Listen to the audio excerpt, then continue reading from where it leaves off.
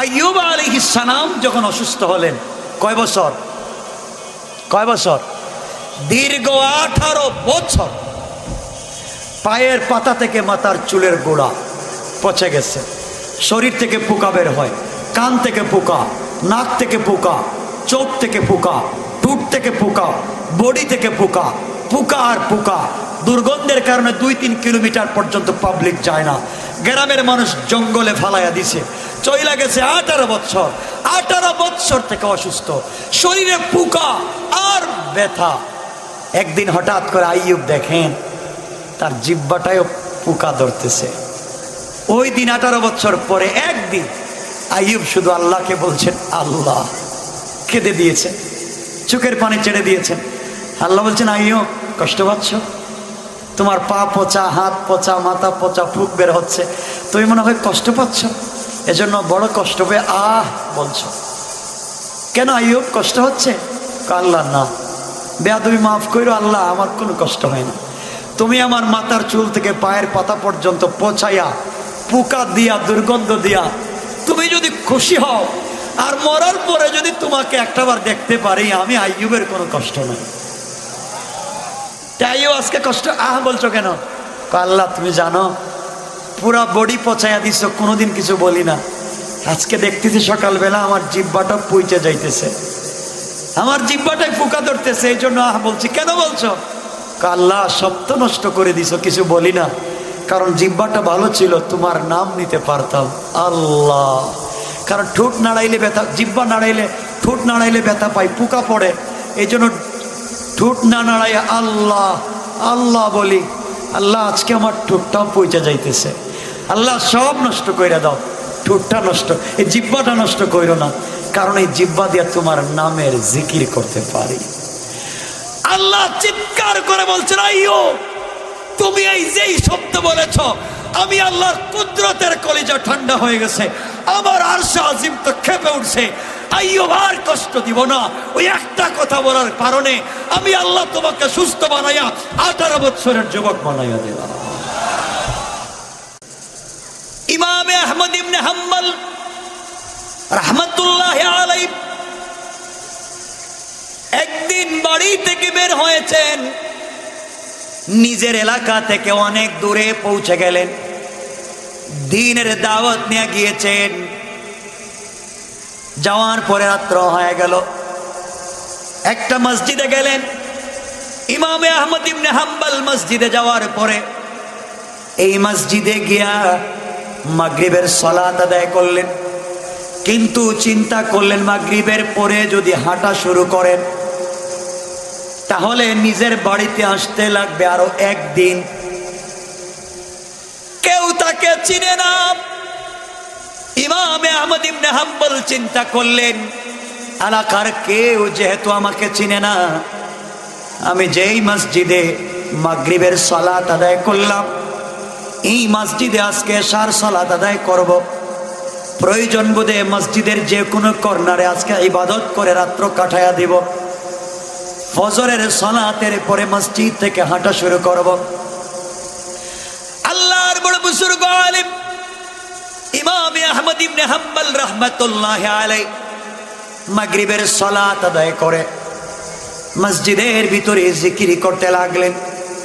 ইশার সালাতের সময় হয়ে গেল, ইশার সালাত আদায় করলেন, মসজিদের কর্নারে বসে আছেন। রাত্র গভীর হয়ে যাচ্ছে, হয়তো মসজিদের মুয়াজ্জিন অথবা মসজিদের খাদেম অথবা মসজিদ সংশ্লিষ্ট যে কোনো কর্মচারী তিনি এসে ইমাম আহমদ ইবনে হাম্বলকে বলছেন, মুরব্বী আপনি এখানে কি করেন? কেউ তো তাকে চিনে না। আল্লাহর বুজুর্গ আলেম আহমদ ইবনে হাম্বল বললেন, বাবা আমি পথিক মুসাফির, আজকে রাত্রেটা ওখানে কাটাইয়া দিতে চাই, আমাকে কি ওখানে রাত্রে থাকবার জায়গা দেওয়া যায়? খাদেম অথবা মসজিদ বলছে, পথিক মুসাফির, আমাদের মসজিদে অপরিচিত লোক থাকবার কোনো জায়গা নাই, চাইলেও থাকা যাবে না, আপনি বের হয়ে চলে যান। এই কথা বলে ইমামে আহমদ ইবনে হাম্বলকে বের করে দিল। আমার বন্ধুগণ, কত বড় আলেম, আহমদ ইবনে হাম্বল তো এত বড় আলেম, যিনি আল্লাহ রসুলকে 99 বার স্বপ্নে দেখেছেন। সুবহানাল্লাহ বললেন না? ইমাম আহমদ ইবনে হাম্বল রাত্রবেলা মসজিদ থেকে বের হয়ে চিন্তা করলেন কোথায় যাবেন। হঠাৎ করে দেখেন একটা বাজার, হাঁটতে হাঁটতে একটা বাজার পাইলেন। গভীর রাত্রে বাজারে গিয়ে দেখেন একটা যুবক ছেলে, যুবক, মাথার মধ্যে সুন্দর একটা টুপি আছে, জোয়ান মানুষ, মুখের মধ্যে দাঁড়িয়ে আছে, চেহারার মধ্যে যেন নূর চমকায়। এই যুবক বাজারের মধ্যখানে তার দোকানে বসে বসে রুটি বিক্রি করে। গরম চুলার মধ্যে ডেকসি বসাইয়া, হাড়ি পাতিল বসাইয়া, তৈল দিয়া রুটি বানাইয়া পাবলিককে খাওয়াচ্ছে। আল্লাহর বুজুর্গ আলেম ইমাম আহমদ ইবনে হাম্বল চিন্তা করলেন, ঠান্ডা রাত্র যদি রুটিওয়ালার দোকানে চলে যাই, পকেটে টাকা নাই, তার কাছে গিয়ে যদি বলি আজকে রাত্রে তোমার দোকানে আমাকে থাকবার জায়গা দিয়ে দাও, তাহলে আগুন আছে, ঠান্ডা দূর হবে, রাত্র শেষ হয়ে গেলে আমি বাড়িতে চলে যাব। আল্লাহর গোলাম বুজুর্গ আলেম রুটি বিক্রেতার কাছে গিয়ে সালাম দিয়ে বললেন, বাবা, আমি একজন পথিক মুসাফির, তুমি আমাকে চিনবে না। এই মসজিদে গিয়েছিলাম, মসজিদের কেউ আমাকে মসজিদে জায়গা দেয় নাই, রাত্র মসজিদে কাটাইয়া দিতে চাইলাম, কেউ আমাকে থাকতে দিল না। সকাল হয়ে গেলে আমি চলে যাব, তোমার দোকানে কি আজকে রাত্রে সারা রাত্র কি দোকান খোলা থাকবে? কয়, মুরব্বী, দোকান তো আমি ফজরের পরে বন্ধ করব। ইমামে আহমদ ইবনে হাম্বল বললেন, তাহলে কি রাত্রবেলা তোমার দোকানে আমি থাকতে পারি? কয়, থাকতে পারবেন। ইমামে আহমদ ইবনে হাম্বল থাকতে গেলেন। কিছুক্ষণ পরে দেখেন আশ্চর্য কারবার, দোকানের ভিতরে আশ্চর্য কারবার। তিনি দেখেন, আশ্চর্য হয়ে গেলেন। তিনি দেখেন যুবকটা যখন রুটির খামির তৈরি করে, রুটির যখন খামির তৈরি করে তখন পড়ে আস্তাগফিরুল্লাহ, আস্তাগফিরুল্লাহ। রুটি যখন আগুনের মধ্যে দেয় তখন পড়ে আস্তাগফিরুল্লাহ। আগুন থেকে রুটি উঠাইয়া পাত্রের মধ্যে যখন রাখে তখন পড়ে আস্তাগফিরুল্লাহ। রুটি যখন গভীর রাত্রে মানুষ রুটি কিনতে আসে, রুটি বিক্রি করে বলে আস্তাগফিরুল্লাহ। রুটি বিক্রি করে টাকা হাতে নিয়ে পড়ে আস্তাগফিরুল্লাহ। টাকাটা কেশের মধ্যে রাখে আর বলে আস্তাগফিরুল্লাহ। আল্লাহর আলিম বুজুর্গ আলেম ইমাম আহমদ ইবনে হাম্বল আশ্চর্য হয়ে গেলেন। ও দেখি সব সময় আস্তাগফিরুল্লাহ বলে, ব্যাপারটা কি? আস্তাগফিরুল্লাহর জিকির করে কারণটা কি? তিনি বললেন, বাবাজান, তুমি রুটি তৈরি করতে আস্তাগফিরুল্লাহ পড়ো, রুটি বিক্রি করতে আস্তাগফিরুল্লাহ পড়ো, টাকা হাতে নিতে আস্তাগফিরুল্লাহ পড়ো, ব্যাপারটা কি বলো তো? লোকটা বলতেছে, ও বাবা, কে আপনাকে আমি চিনি না, কিন্তু আমি রুটি বিক্রি করি। কোন সময় জানি কার সাথে আমানতের খেয়ানত হয়ে যায়, কার সাথে কোন সময় জানি চলাফেরার মধ্যে ভুল হয়ে যায়, কারো রুটি বড় হয়ে যাবে, কারো রুটি ছোট হয়ে যাবে, কিন্তু টাকা সমান নিচ্ছি। না জানি রুটি যদি সমান না হয়ে ব্যবধান হয়ে যায়, টাকা তো ঠিকই ব্যবধান না নিয়ে সমান নিচ্ছি। আল্লাহর কাছে আমি কি জবাব দিব? নিমক হারামের মতো। কাউকে আমি গরম রুটি দিচ্ছি, কাউকে আমি ঠান্ডা রুটি দিচ্ছি, কারো রুটিতে খামির বেশি যায়, কারো রুটিতে কম যায়, সবাইকে সমান দেই না, ভুল হয়ে যায়। এই জন্যে আমি আস্তাগফিরুল্লাহ পড়ি। আর আল্লাহকে বলেছি, আল্লাহ তাআলা, আমি যতক্ষণ পর্যন্ত সজাগ আমি থাকবো ততক্ষণ তো আওয়াজ করে আস্তাগফিরুল্লাহ পড়বো। আমি যখন ঘুমাইয়া যাব আমি কিছুই জানি না, কিন্তু ওই সময়ে তুমি আমার ঠোঁটে আস্তাগফিরুল্লাহর জিকিরটা চালু করে রাইখা দিও। কোন সুবহানাল্লাহ। মুরব্বী বাবা, দীর্ঘ 32টা বছর হয়েছে আমি রুটি বিক্রি করি, কিন্তু আমি আজ পর্যন্ত আমি জেনে শুনে একটা মিনিটও আস্তাগফিরুল্লাহর জিকিরকে ছেড়ে দেই না। আল্লাহু আকবার বললেন না? আল্লাহর ওলি ডেকে বললেন, বাবা তুমি যে প্রতিদিন আস্তাগফিরুল্লাহর জিকির করো, জিকির করে কি তুমি কোনো উপকার পাইছো? তুমি কি কোনো কল্যাণ পাইছো? যুবক বলতেছে, বুজুর্গ মুরব্বী, এই জিকির করবার কারণে যতগুলা পুরস্কার পাইছি আপনাকে বলি, এর মধ্যে হলো আমার রিজিকে কোনোদিন বরকত কমে যায় নাই। এই রুটি বিক্রি করে আমি আমার পরিবারের 57 জন লোককে খাওয়াই, এরপরেও প্রত্যেক মাসে আমার টাকা বেঁচে যায়।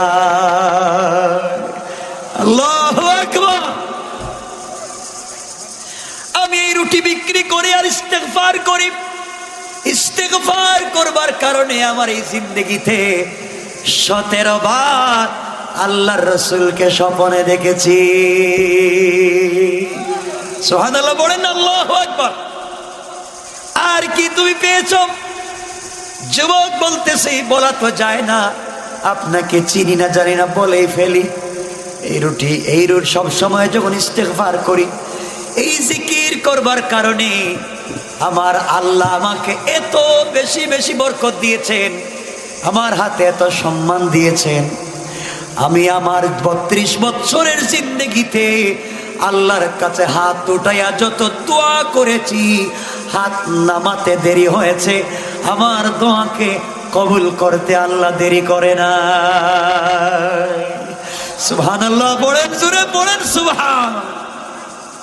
ইমাম আহমদ ইবনে হাম্বল বলেন, বলে কি এই ইস্তেগফারের এত বরকত? তোমার জিন্দেগির সব দোয়া কবুল। শুধু আমার জন্য না, যারা আমার কাছে দোয়া চাইতে আসে তাদের জন্য দোয়া করি, তাদের বেলা দোয়া কবুল হয়ে যায়।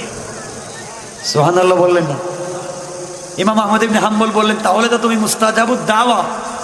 তা বলতে পারি না দাওয়া কিনা, কিন্তু আমার হাত আল্লাহ কোনোদিন ফিরাইয়া দেয় না। সব দোয়া কবুল করছে অবশ্য, আল্লাহর কাছে যা চাইছি হাত নামাবার আগে পাইছি। কিন্তু কি? ইমাম আহমদ ইবনে হাম্বল বলেন, কিন্তু কি?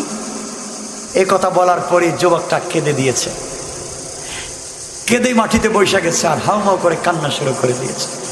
ইমামে আহমদ ইবনে হাম্বল বলেন, বাবা এখন কান্দো কেন?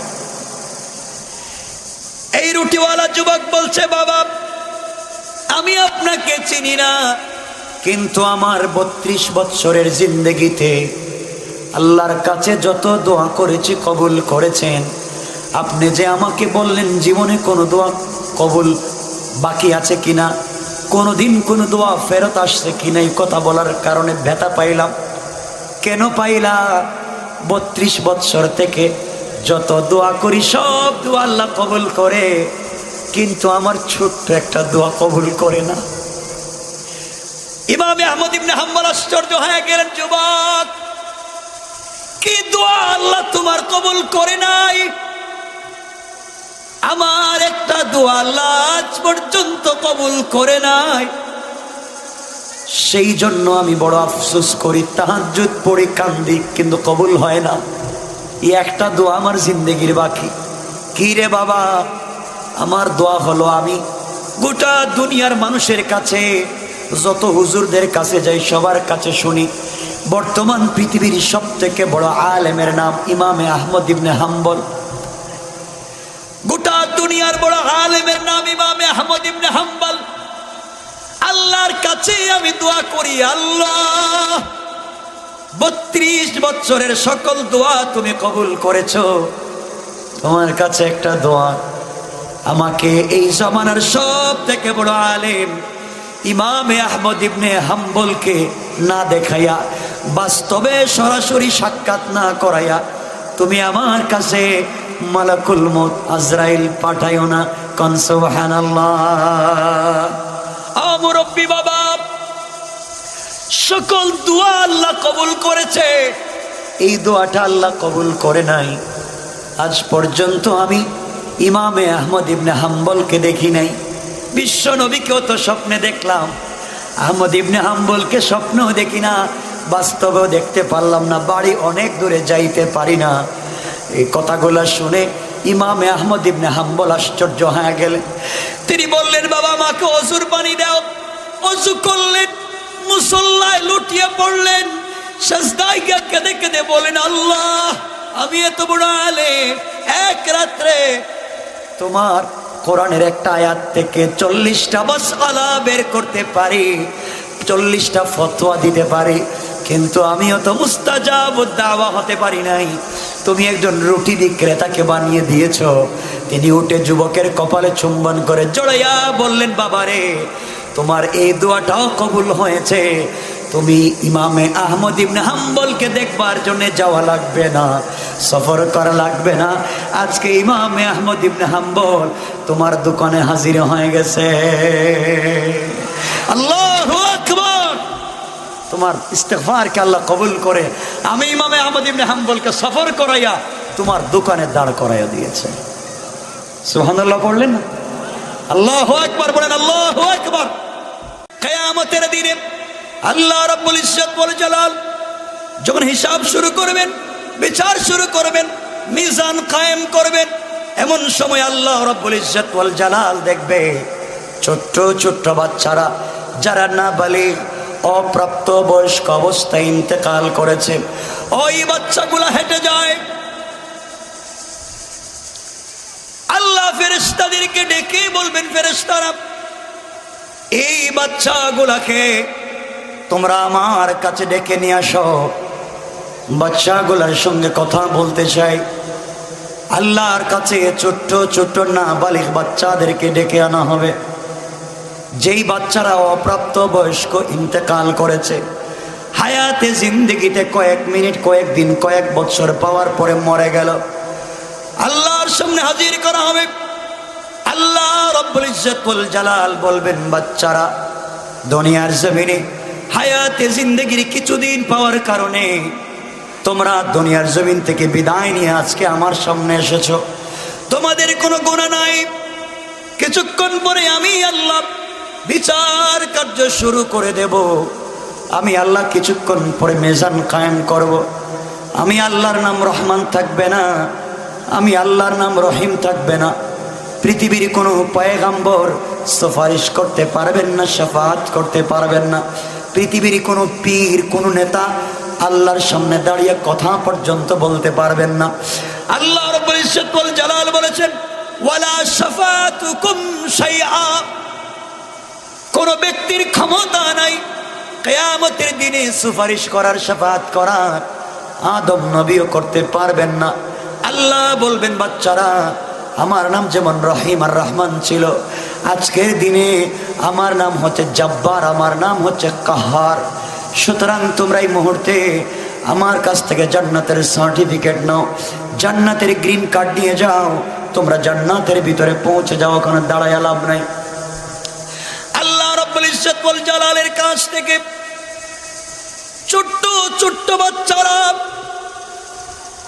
জান্নাতের পাসপোর্ট আর গ্রিন কার্ড হাতে নিয়ে আল্লাহ বলবেন, চলে যাও। সবাই যখন চলে যাবে, আল্লাহ তখন বিচার কার্য শুরু করবার জন্য বসে যাবেন। তাকায়া দেখবেন বাচ্চারা একটাও জান্নাতে যায় নাই, কিয়ামতের মাঠে ঘুরে বেড়ায়, এদিক সেদিক সেদিক দৌড়ায়। আমার আল্লাহ ফেরেশতাদেরকে ডাক দিয়ে বলবেন, ফেরেশতারা এই বাচ্চাগুলাকে ডেকে আমার কাছে নিয়ে আসো। বাচ্চাগুলাকে আবার ডেকে নিয়ে আসা হবে। এমন সময় আল্লাহ বলবেন, বাচ্চারা তোমরা কেন জান্নাতে যাও না? তোমরা কেন এখানে বসে আছো, দাঁড়িয়ে আছো? বাচ্চারা ডাক দিয়া বলবে, আল্লাহ তাআলা তুমি আমাদেরকে জান্নাতের সার্টিফিকেট দিয়েছো, জান্নাতের গ্রিন কার্ড দিয়েছো। আল্লাহ তাআলা আমরা চাইলে জান্নাতে চলে যেতে পারি, তুমি চাইলে আমরা জান্নাতে চলে যেতে পারতাম, আমরাও যেতে পারি, কিন্তু আল্লাহ তাআলা চাই না কেন? তুমি আমাদেরকে পাসপোর্ট দিয়েছো, জান্নাতের গ্রিন কার্ড দিয়েছো, কিন্তু আল্লাহ জান্নাতে তো এমনি এমনি আসে নাই।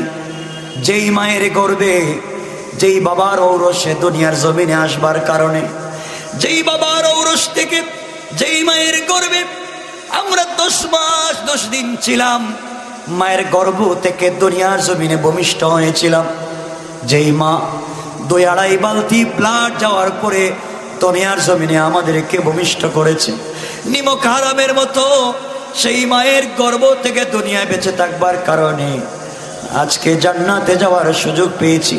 আল্লাহ তাআলা আমরা যদি জান্নাতে চলে যাই, সেই মা বাবার খবর নিলাম না, না না, আমরা ওই জান্নাতে যেতে পারি না যেই জান্নাতি আমরা আমাদের মা বাবাকে পাবো না। আল্লাহ তাআলা মা বাবা ছাড়া জান্নাতে যাব না।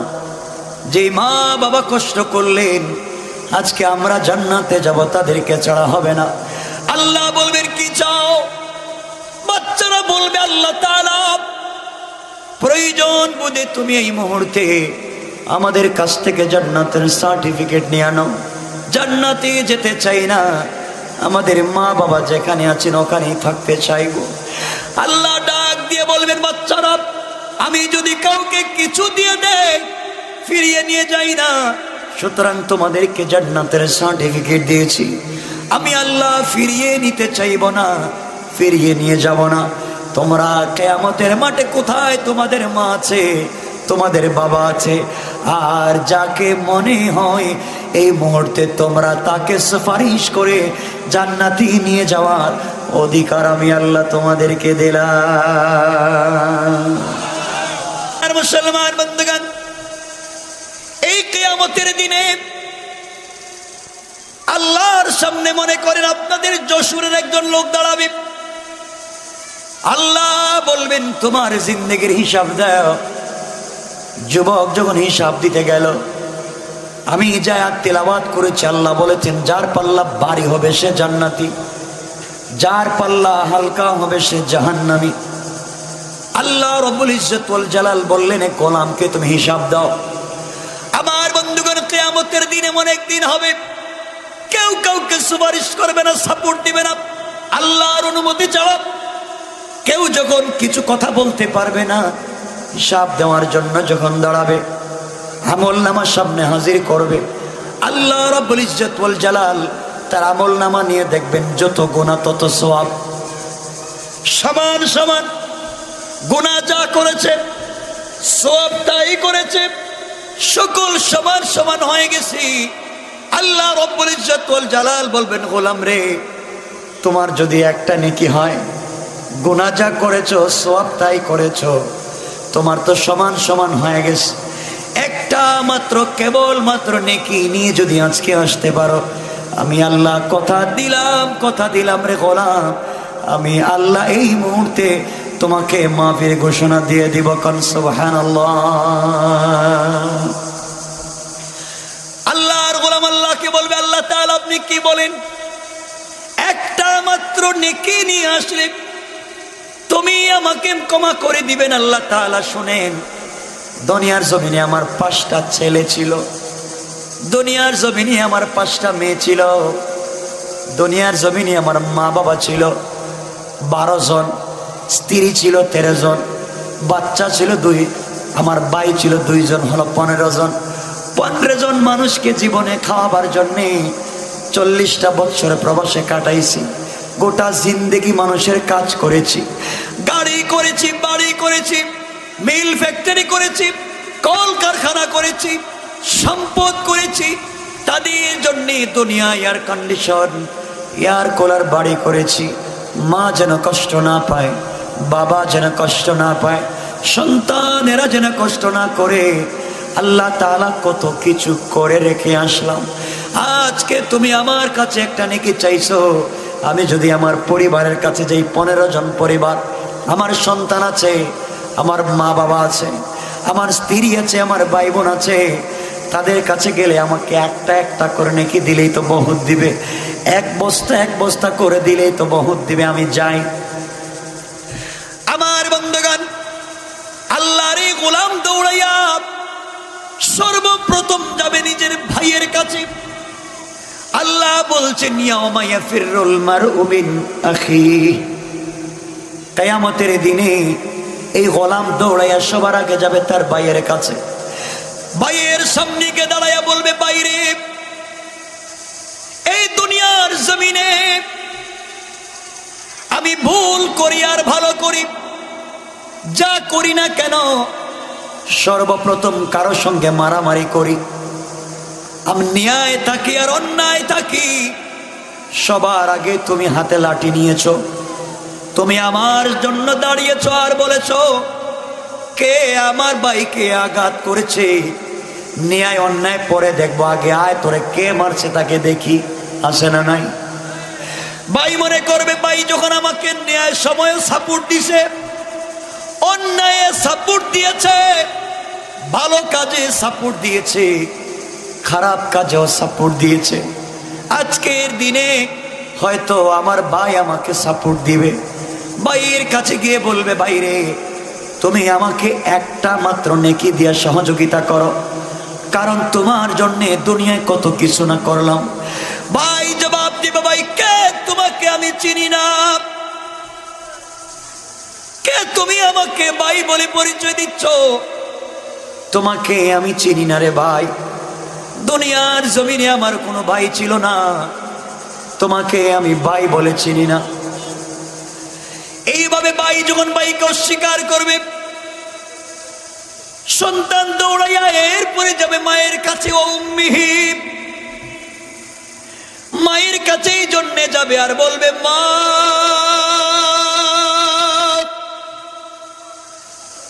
10 মাস তুমি আমাকে পেটে ধারণ করেছো মা,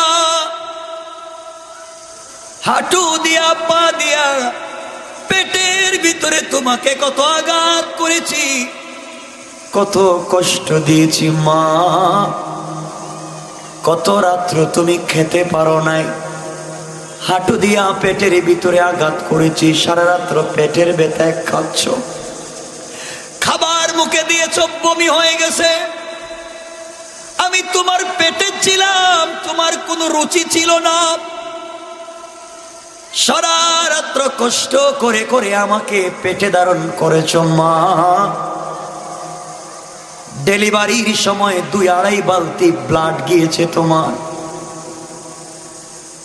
মা, তোমাকে যখন অপারেশন থিয়েটারে নিয়ে যাওয়া হয়, লেবার রুমে ওটিতে নিয়ে যাওয়া হয়, মারে তুমি যে বাবার ঘরে জামদানি শাড়ি লাল বেনারসি পরে একদিন এসেছিলে, ঘর থেকে বের হওয়ার সময় ছেঁড়া কাপড় পরে তুমি হসপিটালে গিয়েছিলে, মা ডাক্তার বলেছে যে কোনো একজনকে বাঁচানো যাবে, 2 জনকে একসাথে বাঁচানো যাবে না, এমন সময় মা তুমি বলেছিলা দুনিয়ায় তো অনেক দিন ছিলাম, অনেক কিছু দেখেছি, ও ডাক্তার প্রয়োজন বুঝে আমি মাকে ইনজেকশন দিয়ে তুমি মেরে ফেলো, এরপরেও আমার বাচ্চাকে দুনিয়ার আলো বাতাস দেখার সুযোগ করে দাও। মা এত কষ্ট করেছ তুমি আমাকে নিয়ে, ও মা ডেলিভারির সময় রক্তাক্ত হয়ে অজ্ঞান হয়ে আমাকে ভূমিষ্ঠ করলা, তুমি অজ্ঞান হয়ে পড়ে আছো, এমন সময় তোমার চেহারার সামনে যখন আমাকে কাপড় দিয়ে পেঁচাইয়া অজ্ঞান মায়ের চোখের সামনে সন্তানকে তুলে ধরা হয়, মা কষ্ট করে চক্ষু খুলে আমাদের চাঁদ মুখের দিকে তাকায়া 10 মাস 10 দিন পেটে ধরার কষ্ট আর ডেলিভারির কষ্ট বলে গিয়া কপালে চুম্বন দিয়ে আল্লাহকে ডাক দিয়া বলেছে, আল্লাহ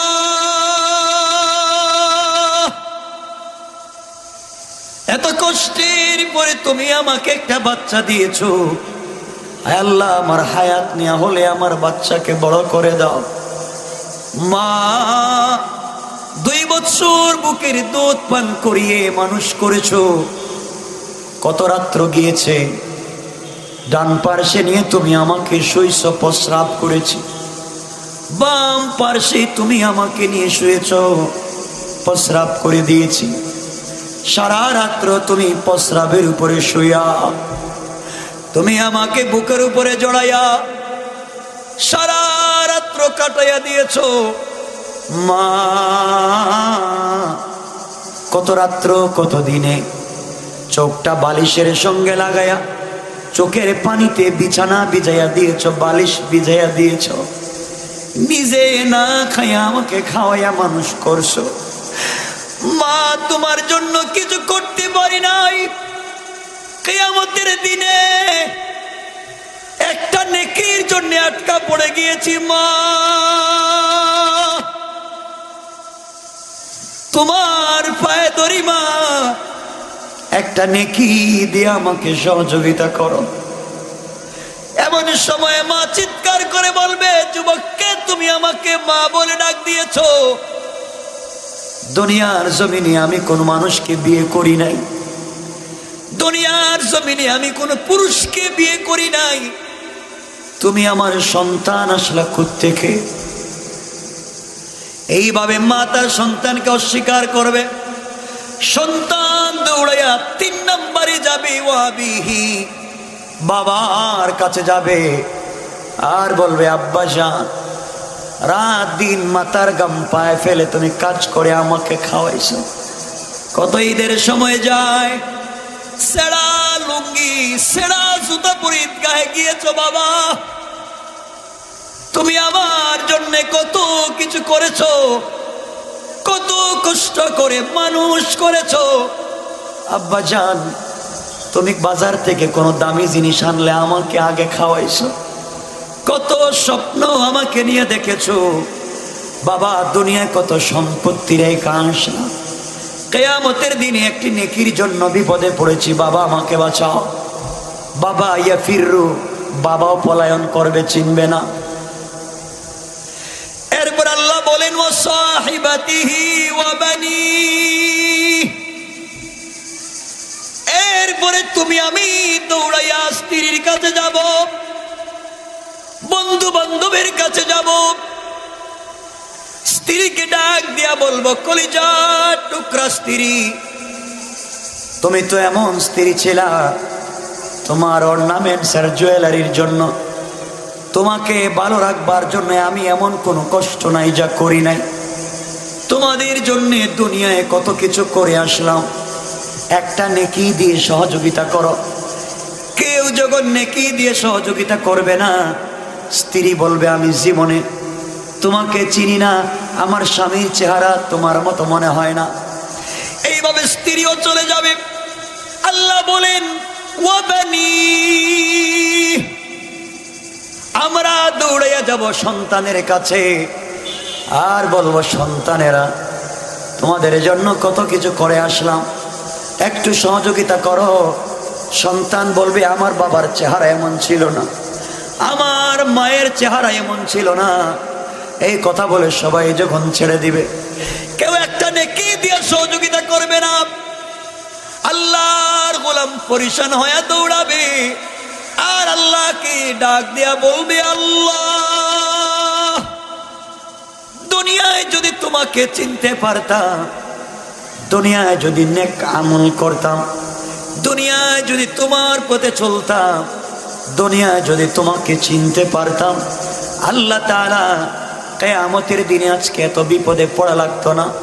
মায়ের জন্য করলাম, বাবার জন্য করেছি, স্ত্রীর সন্তানের জন্য কত কিছু করলাম, কিয়ামতের দিনে আজকে কেউ আমাকে চিনে না, একটা নেকি দিয়ে সহযোগিতা করে নাই। আপনাদের কি বিশ্বাস হয় কিয়ামতের দিন কি কেউ কাউকে সহযোগিতা করবে? কথা বলেন। এমনকি পয়গম্বর আদমের মতো পয়গম্বর, মুসার মতো পয়গম্বর কিয়ামতের দিনে আল্লাহর আরশে আজিমের পিলার ধরে কাঁদবেন আর বলবেন, আল্লাহ, আল্লাহুম্মা লা আসআলুকা আবি ওয়ালা উম্মি ওয়ালা উম্মতি ওয়ালা আখি। হযরতে মুসা কিয়ামতের দিনে আরশে আজিমের পিলার ধরে কাঁদবেন আর বলবেন, আল্লাহ তাআলা, আজকের দিনে তোমার কাছে আমি উম্মত চাই না, মা বাবা চাই না। তিনি বলবেন, আসআলুকা নফসি নফসি, আল্লাহ, আমি মুসা বলছি, তুমি আমাকে বাঁচাও। এ আল্লাহর গোলাম একটা নেকির জন্য দৌড়াইয়া কারো কাছে যখন নেকি পাবে না, কিয়ামতের মাঠে দৌড়াবে পরিশান হইয়া। হঠাৎ করে সামনে যাওয়ার পরে দেখবে আরেকজন আল্লাহর গোলাম কিয়ামতের মাঠে বৈশা বৈশা হাউমাউ করে কাঁদতেছে। তার চোখ থেকে পানি শেষ হইয়া যেমন রক্ত বের হয়। আল্লাহর আরেকটা গোলাম জমিনে বৈশা কান্না করে। এই যুবক কাছে গিয়ে জিজ্ঞেস করে, বাইরে তুমি কেন কান্না করো? তোমার কি হয়েছে? কেন তুমিও কান্না করো? এই যুবক ডাক দিয়া বলছে, বাইরে এই জন্য আমি কান্না করি, দুনিয়ার জমিনে সন্তান স্ত্রী পুত্র সবার জন্য কত কিছু করলাম, আজকে আমি কিয়ামতের দিন আল্লাহর সামনে দাঁড়ালাম হিসাব দেওয়ার জন্য। খাতা যখন বের করে আল্লাহ বলছেন, ইকরা কিতাবাকা কাফা বিনাফসিকাল ইয়াউমা আলাইকা হাসিবা। দুনিয়ায় কি করেছো একটু পড়ো। আমি আমলনামা যখন আল্লাহ আমার হাতে দিলেন, বের করে পড়তে লাগলাম। পড়তে পড়তে দেখি আমার আমলনামার ভিতরে একটা নেকি নাই, শুধু গুনার গুনাহ, গুনার গুনাহ। নেকি আছে মাত্র একটা। কয়টা? সবাই বলেন। নেকি আছে মাত্র একটা, সওয়াব আছে মাত্র একটা। আমার আমলনামায় নেকি বলতে কিছুই নাই, শুধু গুনার গুনার, কিছুই নাই। আল্লাহ বলছেন, যাও কিছু নেকি নিয়ে আসো। আমি বড় আশা করেছিলাম, সন্তানদেরকে ইংলিশ মিডিয়ামে পড়াইছি, বিসিএস ক্যাডার বানাইছি, বাড়ি গাড়ি করেছি, মেল ফ্যাক্টরি করেছি, কত কিছু করলাম। হয়তো তারা আজকে সহযোগিতা করবে। গেলাম, কেউ আমাকে চিনে না। কেউ যখন আমাকে চিনে না, নেকি আছে একটা, গুনার অভাব নাই। এই জন্যে মাঠে বসে বসে কান্না করি। আল্লাহরই গোলাম বলছে, বাইরে তুই যেইভাবে আত্মীয় স্বজন পরিবারের কাছে যাওয়ার পরে কেউ নেকি দেয় নাই, তোমার নেকি আছে একটা, গুনার অভাব নাই। আমিও গিয়েছিলাম, আমার নেকি লাগবে মাত্র একটা, কেউ দেয় নাই। তোমার আছে একটা, আমার লাগবে একটা। আল্লাহ আমাকে বলছেন একটা নেকি হলে জান্নাতি। তোমার তো নেকি নাই, আছে মাত্র একটা, দুজন তো গুনাহগার। আল্লাহর ওই গোলাম বলে, ভাই আমার তো নেকি আছে মাত্র একটা, এক নেকি দিয়ে তো জান্নাতে যাওয়া যাবে না, এক নেকি দিয়া জান্নাতে যাওয়ার সুযোগ নাই। আমলনামায় তো গুনার অভাব নাই। সত্যি যদি আল্লাহ তোমাকে একটা নেকির জন্য আটকায়া থাকে, পরিবারের কাছে গেলাম, কেউ আমাকে চিনল না, কেউ আমার চোখের পানি আজকে বুঝলো না। তোমার যেহেতু একটা নেকির দরকার, জীবনে কাউকে সাপোর্ট করতে পারি নাই, সহযোগিতা করতে পারি নাই, আজকে কিয়ামতের দিনে আমার আছে মাত্র একটা, তোমার লাগবে একটা। সত্যি যদি একটা নেকি হলেই তুমি জান্নাতে চলে যাও, আমি তো একটা নেকি দিয়ে জান্নাতে যাওয়ার সুযোগ নাই, তোমাকে একটা নেকি দিয়ে দিলাম, ওই একটা নেকি নিয়ে তুমি জান্নাতের ভিতরে চলে যাও। আল্লাহু আকবার বলেন। তারিখে ইবনে জারির তাবারিতে লিখে, আল্লাহর গোলাম একটা নেকি যখন পাইছে, ওই গোলামের কাছে তো আর কিছু নাই, নিয়ে দৌড়ায় আল্লাহর কাছে। আল্লাহর কাছে গিয়ে বলে, আল্লাহ তাআলা তুমি তো বলেছিলা এক নেকি আনলে জান্নাতি, একটা নেকি নিয়ে তোমার কাছে এসেছি, আল্লাহ তুমি এখন আমাকে জান্নাত দাও। আল্লাহ বললেন, গোলাম রে, কথা দিয়েছিলাম একটা নেকি নিয়ে আসলে জান্নাত দিব, তার ঠিক আছে, কিন্তু আমি আল্লাহ জানতে চাই এই কিয়ামতের কঠিন ময়দানে কে এমন মহামানব আছে যে তোমাকে একটা নেকি দান করেছে, বলো সে কি তোমার বাবা? আয় আল্লাহ তাআলা, না আমার বাবা আমাকে চিনে নাই। সে কি তোমার মা? না না, আমার মাও না, সে কি তোমার ভাই? আল্লাহ না, আমার ভাই না, সে কি তোমার স্ত্রী? কয় না। সে কি তোমার সন্তান? না। কে তোমাকে দরদ করে একটা নেকি দিল? আল্লাহ, রাস্তায় একটা গোলাম, তার নেকি নাই, আছে মাত্র একটা। ওইটা দিয়ে কি করবে? কাঁদতেছে, আমার লাগবে একটা। ও আজকে একটা নেকি দিয়ে আমাকে সহযোগিতা করলো। আল্লাহ বলবেন পরে তোমাকে জান্নাত দিব, আগে যুবকটাকে আমার কাছে নিয়ে আসো। আমার চাইতে বড় দাতা কেউ নাই, আমার মতো বড় দাতা কাউকে আমি সৃষ্টি করি নাই। কিয়ামতের দিনে নেকি দিয়া দাতা সাজলো কে রে? আজকের দিনে এত বড় মহামানব কে, যে তোমাকে একটা নেকি দিয়েছে, যেখানে মা বাবা স্ত্রী পুত্র তোমাকে চিনে না। এই যুবকটাকে আমি দেখতে চাই, আমার কাছে নিয়ে আসো। আল্লাহর গোলাম দৌড়াইয়া যুবকের কাছে গিয়া বলতেছে, যুবক রে, আল্লাহ বলছেন আল্লাহর সামনে যাইবা, তুমি একটা নেকি দিয়ে সহযোগিতা করেছো, আল্লাহ তোমাকে দেখতে চায়। এবার যুবক সিজদায় পড়ে কান্না করে আল্লাহকে ডাক দিয়া বলেছে, আল্লাহ,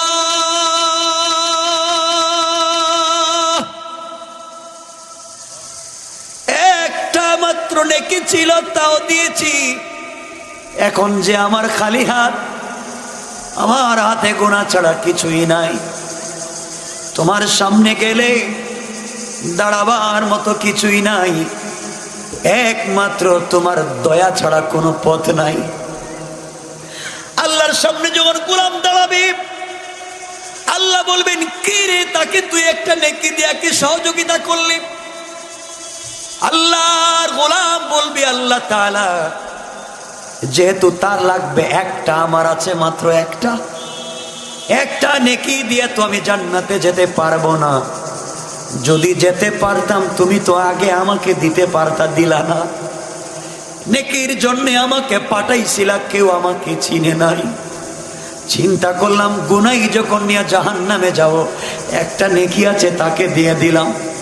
আল্লাহ বললেন, গোলাম রে, আমার চাইতে বড় দাতা কেউ নাই। কিয়ামতের দিনে তুমি আমার গোলামকে একটা নেকি দিয়ে আজকে সহযোগিতা করে জান্নাতি বানাইলা। আমি আল্লাহ তোমার উপরে খুশি হয়ে গেলাম এই মুহূর্তে।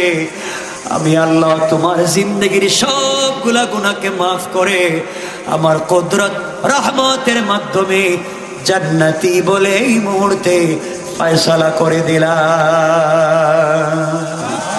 আল্লাহু আকবার। কথা সংক্ষেপ করে বলি আমার বন্ধুগণ, আল্লাহ রাব্বুল ইজ্জত ওয়াল জালাল গোলামকে মাফ করে দেওয়ার পরে এবার বললেন, জান্নাতে যাও, তুমি আমার দয়ায় জান্নাতে যাও। গোলাম যখন জান্নাতের দিকে দৌড়ায়, আল্লাহ রাব্বুল ইজ্জত ওয়াল জালাল জান্নাতের গেটে যাওয়ার পরে বিশ্বনবী সাল্লাল্লাহু আলাইহি ওয়াসাল্লাম তাবরানীর হাদিসে লিখেন, গোলাম জান্নাতের গেটে যাওয়ার পর আল্লাহ বলবেন, গোলাম থামো, দাঁড়াইয়া যাও। গোলাম দাঁড়িয়ে যাবে, আল্লাহর কাছে বলবে, আল্লাহ তাআলা, আমি জানতাম আমার মতো এত বড় নাফরমান গুনাহগারকে জান্নাত দিবা না। লোভ দেখাইছো, জান্নাতের গেটে আটকায়া দিয়েছো। আল্লাহ বলবেন, যেখানে বলছি দাঁড়াবার দাঁড়াইয়া যাও, জায়গায় দাঁড়াইয়া পিছন দিকে তাকাও। আল্লাহর গোলাম যখন পিছন দিকে তাকায়, তাকায়া দেখে কোটি কোটি মানুষ দাঁড়াইয়া আছে, নারী পুরুষ সবাই চিৎকার করে কাঁদতেছে। যুবক জিজ্ঞাসা করে, আল্লাহ তারা কারা? আল্লাহ বললেন, তারা মুসলিম মুমিন, কিন্তু গুনাহ করেছে। মুমিন নামাজ পড়ে জিনা করেছে, নামাজ পড়ে সুদ খাইছে, নামাজ পড়ে মিথ্যা বলছে, এমন গুনাহগারদেরকে আটকায়া রাখছি। কোটি কোটি জাহান্নামীকে আটকায়া রাখছি, লাইন ধরাইয়া জাহান্নামে দিব। আল্লাহ তাহলে আমাকে দাঁড় করাইয়া ওদের দিকে তাকাতে বলে আমাকে লজ্জা দিলা, আমাকে অপমান করলা। তুমি তো আমি জানি জান্নাত দিবা না, অপমান করলা দাঁড় করাইয়া। আল্লাহ বললেন, গোলাম না, তোকে অপমান করি নাই, আজকের দিনে আমার একটা গোলামকে একটা নেকি দিয়া কিয়ামতের মাঠে তাকে জাহান্নাম থেকে বাঁচাবার জন্য যেই দয়া দেখালে রে গোলাম, আমি আল্লাহ যদি তোর নামে সবগুলা জান্নাত লিখে দেই, এরপরও আমি আল্লাহর মন খুশি হবে না। আমি আল্লাহর মন খুশি হয় না। তোকে কি দিলে মন খুশি হবে বুঝি না, কি দিলে মনে শান্তি পাবো বুঝি না। এই জন্যে আমি আল্লাহ তোকে দাঁড় করাইয়া পাবলিকের দিকে তাকাতে বললাম, এই মুহূর্তে তুই তোর হাতের শাহাদত 2টা আঙ্গুলি দিয়া এইভাবে পাবলিকের দিকে আঙ্গুলটা ইশারা করবে।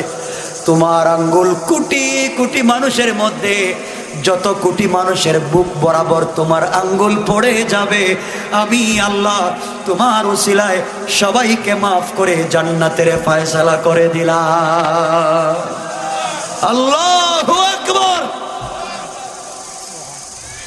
আল্লাহ বলবেন, গোলাম জানিস তোকে কেন মাফ করছি? কয় না।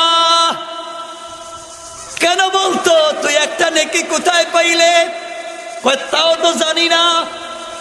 আল্লাহ রব্বুল ইজ্জতুল জালাল বলবেন, গোলাম রে, দুনিয়ার জমিনে চলার পথে যতই গুনাহ করলে কিন্তু হাঁটবার সময় আল্লাহর গোলাম শুধু আস্তাগফিরুল্লাহ আস্তাগফিরুল্লাহ আস্তাগফিরুল্লাহ এই আমল করতো। আল্লাহ বলেন, এই আমলের ওসিলায় আমি আল্লাহ আজকে তোকে জান্নাতি ফয়সালা দিয়া তোর ওসিলায় কোটি কোটি মানুষকে জান্নাতি বানাইয়া দিলাম। সুবহানাল্লাহ, জোরে বলেন। আল্লাহর পয়গম্বর আখিরি জামানার নবী জনাবে মুহাম্মদুর রাসূলুল্লাহ সাল্লাল্লাহু আলাইহি ওয়াসাল্লাম দ্বীনের দাওয়াত যখন দেওয়া শুরু করে দিলেন, ইসলামের কথা বলা শুরু করে দিলেন, আল্লাহ রাব্বুল ইজ্জতুল জালাল কোরআনে আয়াত নাজিল করে জানাইয়া দিলেন, ওয়া আনজির আশীরাতাকাল আকরাবিন। বন্ধু, আপনি দ্বীনের দাওয়াত দেন আপনার প্রতিবেশীর কাছে। কি বুঝাতে চাই বুঝবেন। আল্লাহর পয়গম্বর দ্বীনের দাওয়াত শুরু করে দিলেন প্রতিবেশীর কাছে ইসলামের ফোকাস পৌঁছে দেওয়ার জন্য।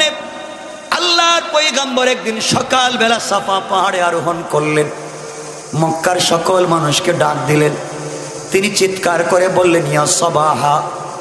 সকালবেলা কেউ যদি সাবাহা বলে চিৎকার করে তাহলে মানুষ মনে করে কোনো বিপদ আছে, গ্রহণযোগ্য কোনো সংবাদ আছে, সকল মানুষ পৌঁছে যায়। যারা যেতে পারে না তারা প্রতিনিধি পাঠাইয়া দেয়। আল্লাহর পয়গম্বর পৌঁছে গেলেন, চিৎকার করলেন। মক্কার এবং কুরাইশের সকল নেতা কর্মী লিডারেরা পৌঁছে গেল। যারা যাইতে পারল না তাদের প্রতিনিধি পাঠাইয়া দিলাম।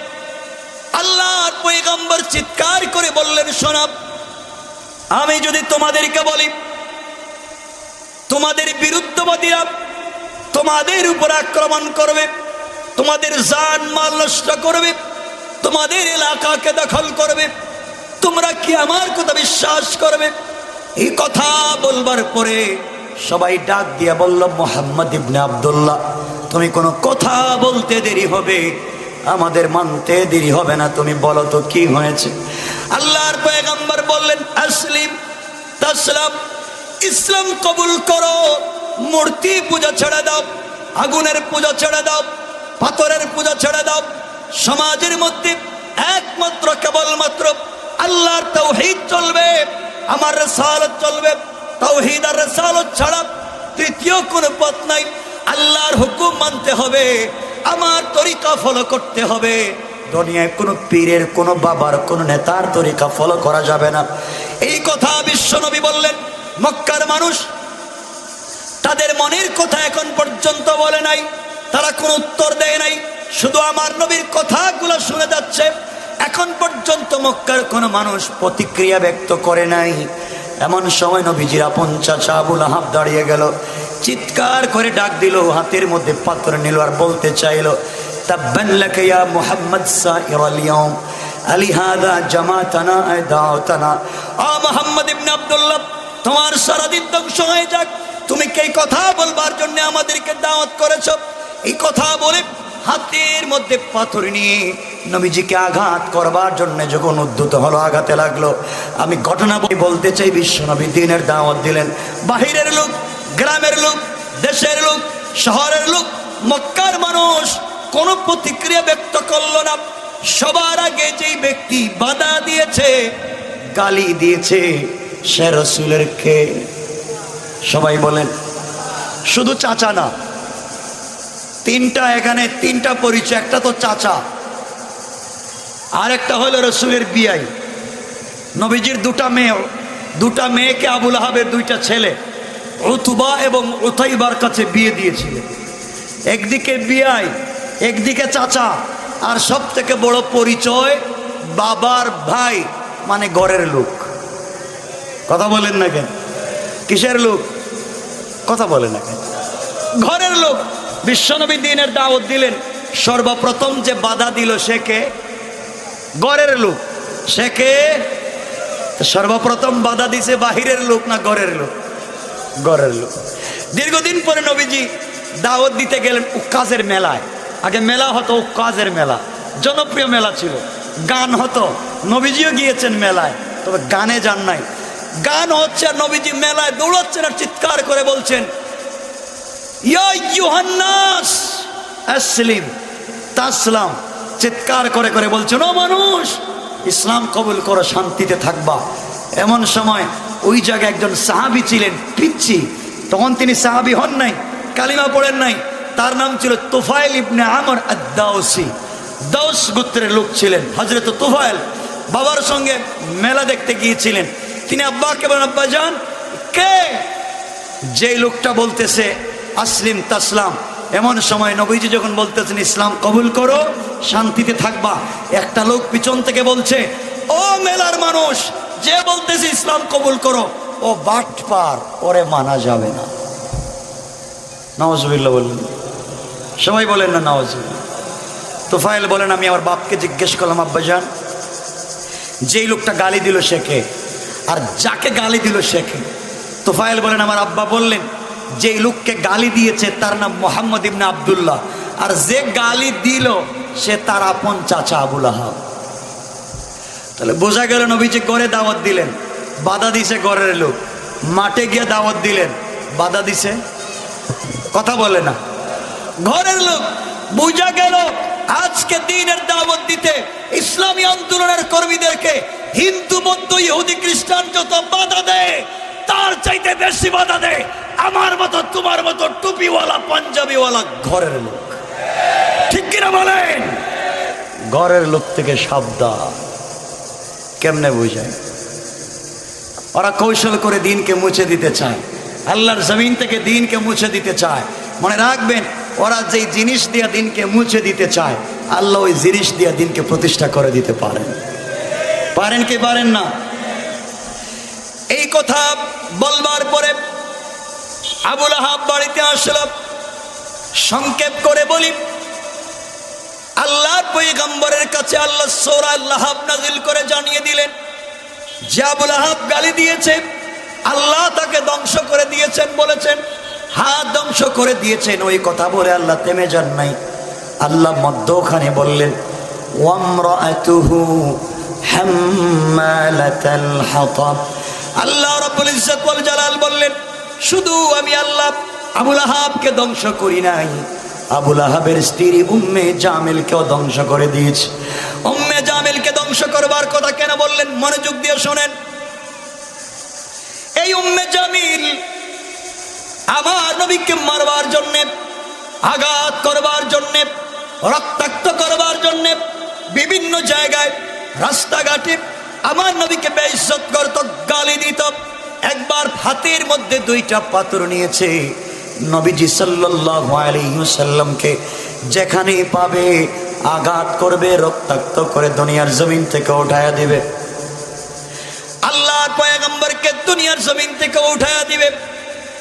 বিশ্ব নবী সাল্লাল্লাহু আলাইহি ওয়াসাল্লাম আবু বকরকে সঙ্গে নিয়ে কাবা চত্বরে বসে কোরআন তেলাওয়াত করতেছেন। আবু বকর শুয়ে আছেন, আবু বকর শুয়ে আছেন, বিশ্ব নবী বসে বসে কোরআন তেলাওয়াত করতেছেন। আল্লাহর পয়গম্বর বলেন, আবু বকর তুমি বসো। আবু বকর বসলেন। আমার নবী আবু বকরের রানের উপরে মাথা রেখে কোরআন তেলাওয়াত করে যাচ্ছেন।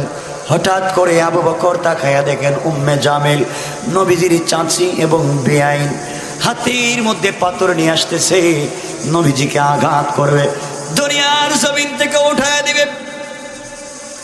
আবু বকর চিৎকার করে বললেন, ইয়া রাসূলুল্লাহ, ইয়া হাবিবাল্লাহ, আল্লাহর পয়গম্বর, উম্মে জামিল দুনিয়ার জমিন থেকে আপনাকে উঠায়া দেওয়ার জন্য হাতের মধ্যে পাথর নিয়ে আসতেছে, আপনাকে আঘাত করবে।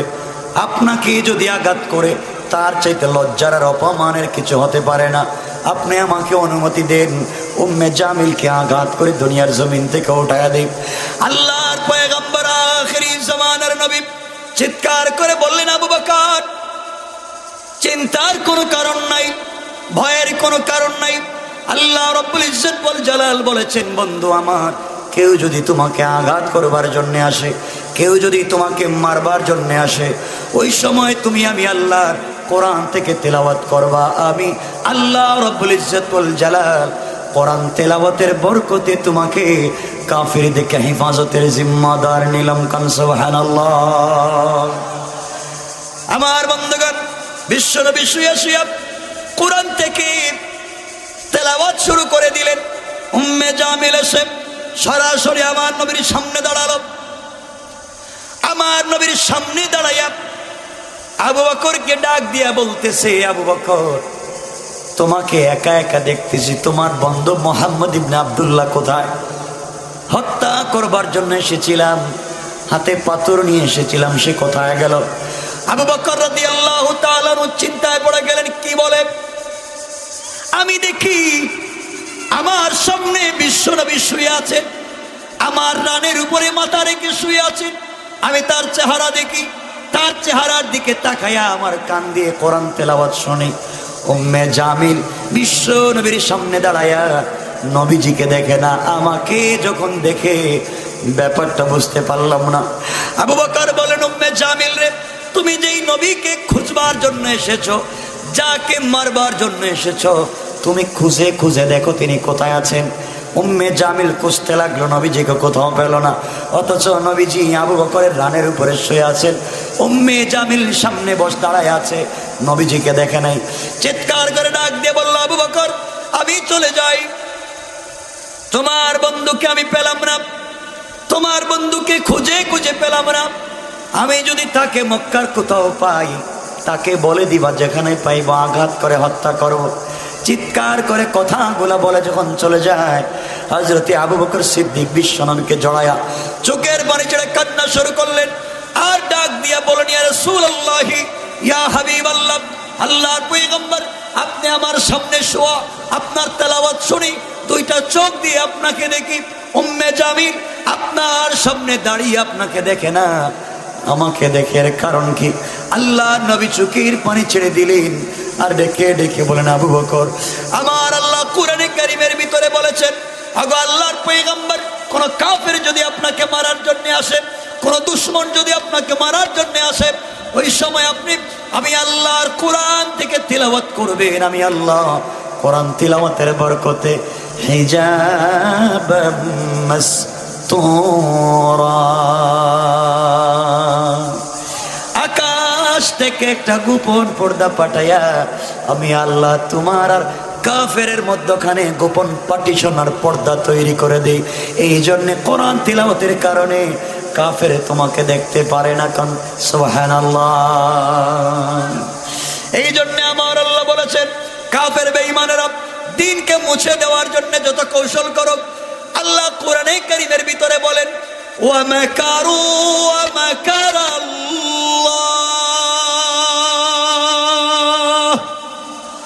ওয়াল্লাহু খায়রুল